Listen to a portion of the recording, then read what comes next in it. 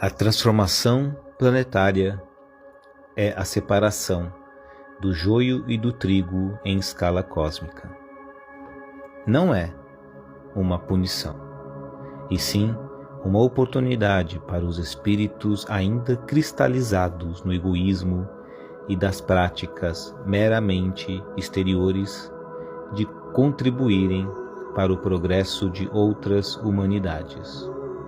Contudo, o orbe terrestre, continuando sua evolução, receberá em seu seio espíritos comprometidos com o progresso e na transmissão de conhecimentos para aqueles que aqui permanecerem em busca das boas aventuranças.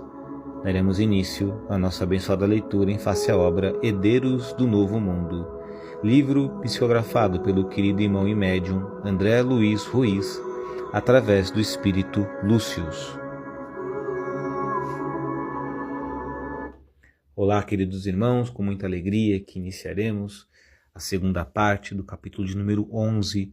Antes, carinhosamente, vamos homenagear o nosso amado Mestre Jesus através de uma prece. Prece sincera, simples, amorosa, elevando os pensamentos ao alto e mentalizando a doce imagem do Mestre Jesus. Agradecemos pela oportunidade de estarmos reunidos em prol de sua seara. Pedimos carinhosamente que os bons espíritos que encontram-se presentes nesse instante ao nosso lado, para que eles possam sempre nos proteger de toda e qualquer forma de pensamento negativo, e que possamos estarmos inspirados para compreender a extensão dos ensinamentos do dia de hoje. Que assim seja, com a graça de Deus. Graças a Deus, amados irmãos, nossa abençoada leitura inicia-se a partir de agora. Capítulo 11. Geralda. Parte 2.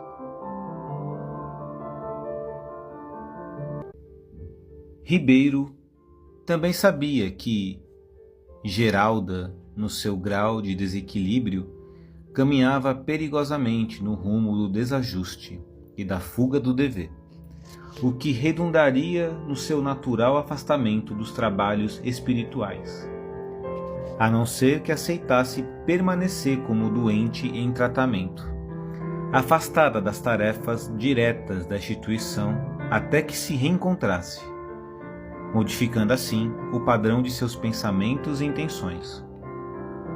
Ribeiro, o benfeitor, jogava as últimas cartadas no caso Geralda, procurando trazer a pobre moça à realidade para favorecer-lhe a recuperação do discernimento. Quem sabe mais tarde, com o amparo do mundo espiritual, e depois de afastadas as entidades perseguidoras, empregando renúncia e resignação humildes, conseguisse angariar mérito adequado à constituição de uma família ao lado de um amor de verdade. Por enquanto, esse direito ainda não havia sido conquistado, porque a Geralda de hoje era muito pouco diferente da Isabel, que havia sido na Espanha do século XVIII, ou seja, em sua outra reencarnação. Geralda chegou ao centro espírita sem imaginar que todos os espíritos amigos sabiam de seus planos ardilosos, visando os objetivos destruidores da felicidade alheia, tendo tentado disfarçar suas intenções sobre suas roupas discretas. Geralda estava pronta para o jogo, esperando a hora de começar e dar as cartas. Não tardou para que o horário se fizesse adequado ao início dos avisos, enquanto a pobre moça se inquietava com a ausência do bom partido que ainda não havia chegado. Os avisos prosseguiam e nada de Aloísa aparecer. Desculpando-se com a necessidade de ir ao toalete, Geralda saiu de seu lugar para conferir melhor os que estavam sentados no salão público da instituição. Depois da palestra da noite, os trabalhadores se encaminhariam às tarefas diversas, dispersando-se o público, cada qual em direção às classes de estudo ou ao serviço do passe magnético. Onde será que está o meu querido? Pensava Geralda, agoniada. Não pode fazer isso comigo. Eu me arrumei toda para ele. Não poderei ficar sem encontrá-lo hoje. Ai, meu Deus, me ajude. Traga a luz até a mim. O tempo, no entanto, passava e o rapaz não aparecia. Geralda se irritava por dentro, mas, sem perceber a boa postura do lado de fora, regressou ao lugar costumeiro e tentou acalmar-se, apesar de estar sempre de olho na porta de entrada do salão, fiscalizando cada um que chegava.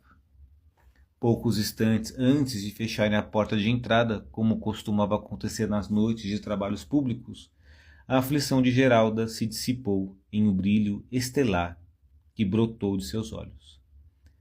À porta do salão, finalmente chegara o objeto de seu ardente desejo. Aloísio se posicionara na entrada para a alegria da emocionada pretendente.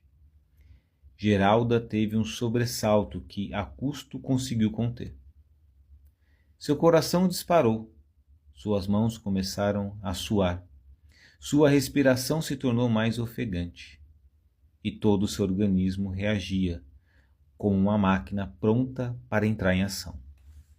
Os espíritos amigos que a tudo acompanhavam mantinham-se postos para ajudar em seu equilíbrio emocional e vibratório, já que estas emoções descontroladas poderiam ser muito prejudiciais ao andamento do tratamento fluídico que lhe era dispensado. Adelino e Jerônimo, os benfeitores, se somaram à equipe de trabalhadores espirituais naquela noite, acomodando o grande contingente de espíritos infelizes e revoltados que acompanhavam a jovem. Geralda, no entanto, nem de longe sonhava com o trabalho que estava dando a seus protetores e aos servidores da casa. Geralda só pensava em seu desejo de conquista, habilmente ocultado dos olhares dos vivos, mas cinematograficamente estampado aos olhos dos mortos. Ribeiro se aproximou dos outros servidores invisíveis da casa que estavam se ocupando dela e avisou: queridos irmãos, estejam atentos, porque o choque maior vai acontecer daqui a alguns instantes. Mantenham-se atentos para que o desequilíbrio de Geralda possa ser contido na forma eficiente e sem maiores danos nervosos. Adelino e Jerônimo trocaram olhares indagadores, advertidos pela palavra prudente do diretor espiritual do grupamento, e elevaram-se em preces para que suas energias se mesclassem também às dos demais servidores devotados da casa espírita. Geralda, até aquele momento, era tomada pela emoção do reencontro com o ser cobiçado da ilusão de conquistá-lo, da saudade reprimida, do desejo de mulher. Mal sabia ela, no entanto, que Ribeiro, buscando o tratamento de choque tão indispensável em casos como esse e visando sua recuperação através da dor moral que desperta a alma, trabalhara no sentido de que, naquela noite, Aloísio comparecesse ao centro espírita, acompanhado pela primeira vez da noiva Márcia, moça de grande beleza e simpatia, rival muito superior à própria Geralda. Aloísio se mantinha à porta aguardando a chegada da noiva, que havia se atrasado nas providências de desligar o telefone celular que carregava normalmente em sua bolsa. Foi somente aí que, abrindo passagem, com cavalheirismo, Aloísio permitiu que Márcia penetrasse o salão, endereçando-se ambos para cadeiras vazias que se encontravam mais a fundo, de onde poderiam escutar a palestra da noite. Num átimo de segundo, Geralda se viu fulminada pela realidade. Suas esperanças estavam em choque, atingidas pelo duro golpe, e transformadas numa mescla de ódio e inveja, carregando todo o seu potencial destrutivo numa saraivada de maus pensamentos, impropérios mentais, exortações chulas, promessas de vingança, e um terrível descontrole próprio de quem, vivendo na superfície de si mesma, ainda não se habilitara para as lutas reais do novo mundo contra o velho. As tormentas vibratórias repercutiam à sua volta como uma tempestade elétrica, que as entidades amigas a muito custo conseguiam neutralizar, procurando diminuir os danos à própria médium e à delicada tessitura de sua sensibilidade. Geralda não sabia se odiava o rapaz ou a moça, ou os dois ao mesmo tempo. Se desistia da aventura de conquista pelo balde de água fria que recebera, ou se, estimulada por ele, ainda mais se obstinava na luta.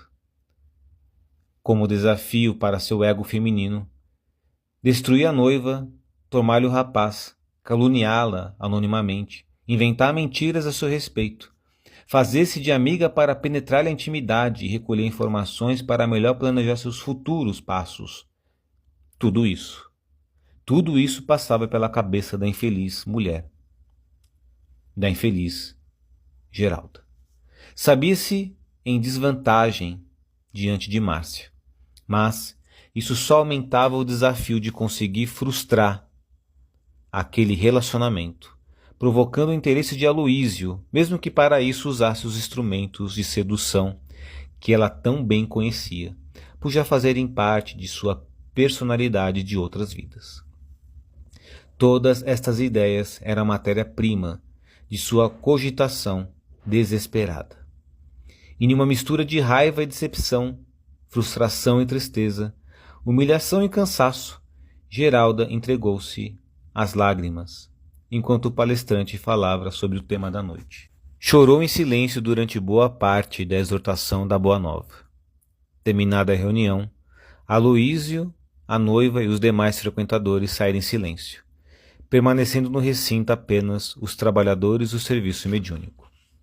Observando-lhe o estado abalado, Jurandir, o dirigente encarnado da instituição, acercou-se dela, perguntando se estava em condições de ser útil naquela noite.